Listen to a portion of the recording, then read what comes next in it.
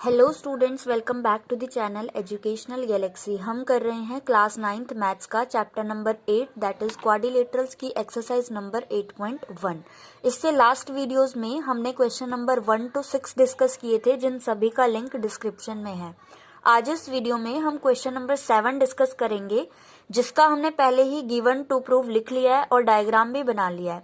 तो क्वेश्चन में हमें गिवन दे रखा है ABCD, जो कि एक रोम्बस है, वो हमने ड्रॉ कर लिया। यहाँ पे रोम्बस है, इसका मतलब चारों साइड्स इक्वल होगी, वो भी हमने गिवन में लिख लिया। देन टू प्रूव, हमें प्रूव क्या करना है, AC bisects angle A and C also. AC जो लाइन है, AC जो डायगोनल है, वो एंगल A को भी 2 इक्वल पार्ट्स में डिवाइड करता है एंड एंगल C को भी 2 इक्वल पार्ट्स में डिवाइड करता है। मतलब हमें एंगल 1 को 2 के इक्वल लाना है एंड 3 को 4 के इक्वल लाना है। सेकेंडली हमें बोला है BD bisects angle B and D also. BD वाला जो डायगोनल है वो एंगल B को और D को दोनों को ही बाइसेक्ट कर रहा है। मींस 5 वाले एंगल को 6 के इक्वल लाना है एंड 7 वाले को 8 के इक्वल प्रूव करके दिखाना है। तो स्टूडेंट्स, इसको भी हम सेम 2 मेथड से कर सकते हैं, जैसे हमने लास्ट वीडियो में क्वेश्चन नंबर 6 डिस्कस किया था और उसमें मैंने आपको दोनों मेथड्स बताए थे, लेकिन हमने किया सिर्फ एक मेथड से था। तो इस क्वेश्चन को भी सेम हम दोनों मेथड से कर सकते हैं, लेकिन हम उन दोनों में से सिर्फ एक से ही करेंगे। तो क्योंकि हम क्वेश्चन 6 को मेथड नंबर 2 से कर चुके हैं, तो इस वाले क्वेश्चन को हम मेथड नंबर 1 से करते हैं, ताकि आपको दोनों ही मेथड्स अच्छे से समझ में आ जाए। तो इसमें हम सिंपली क्या करेंगे, सबसे पहले हम फर्स्ट वाला देखते हैं। AC एंगल A और C को बाइसेक्ट कर रहा है, ये हम कैसे प्रूफ कर सकते हैं। हमें यहाँ पे 2 ट्रायंगल्स लेने होंगे, एक जिसमें एंगल 1 and 4 आए और दूसरा जिसमें 2 and 3 आए। सिंपली हमें दिख रहा है, पहला हम लेंगे ट्रायंगल ADC एंड दूसरा लेंगे ABC। तो साथ साथ हम दोनों का कर लेते हैं, फर्स्ट वाला भी प्रूफ, सेकेंड वाला भी प्रूफ।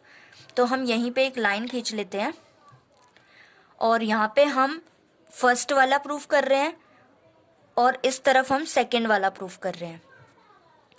तो फर्स्ट वाले के लिए हम लेंगे in triangle ADC and triangle ABC। क्या क्या चीजें इक्वल है ADC एंड ABC में। सबसे पहला AD इक्वल है AB के, AD इक्वल है AB के, गिवन है ये हमें, या फिर हम ये भी लिख सकते हैं साइड्स ऑफ अ रोम्बस।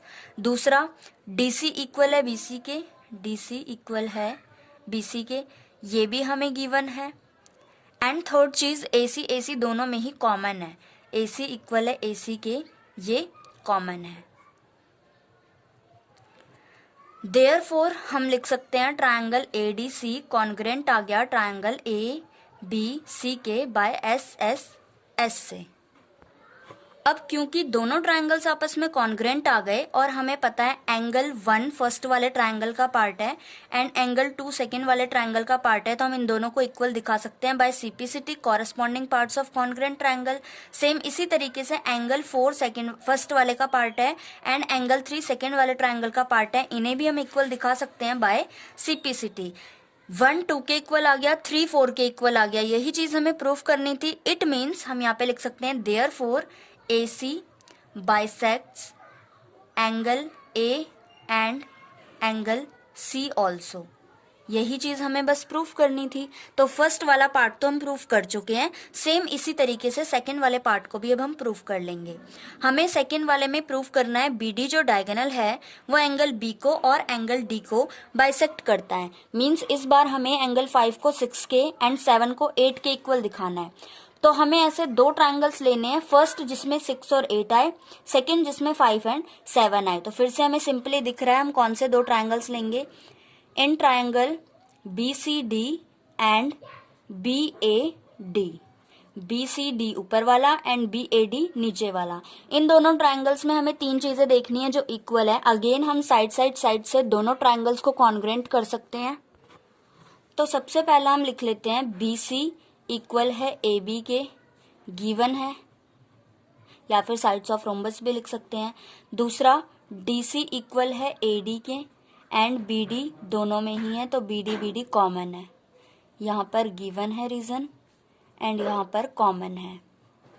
तो दोनों ट्रायंगल्स में हमने 3 चीजें इक्वल प्रूफ कर दी। देयरफॉर ट्रायंगल BCD कॉन्ग्रेंट आ गया ट्रायंगल BAD डी के by S S S. Therefore अब हम लिख सकते हैं, हमें पता है एंगल 6 फर्स्ट वाले ट्रायंगल का पार्ट है, एंगल 5 दूसरे वाले का, तो एंगल 6 इक्वल होगा एंगल 5 के एंड एंगल 8 इक्वल होगा एंगल 7 के। दोनों में ही रीजन आएगा बाय सीपीसिटी, बाय सीपीसिटी।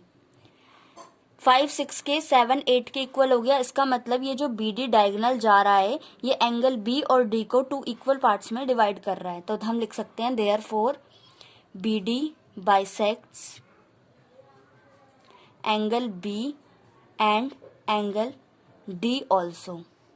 हैंस प्रूव्ड, यही चीज तो हमें प्रूव करनी थी कि AC वाला जो डायगोनल है वो एंगल A एंड C को बाइसेक्ट कर रहा है और BD वाला जो डायगोनल है वो एंगल B एंड D दोनों को ही बाइसेक्ट कर रहा है।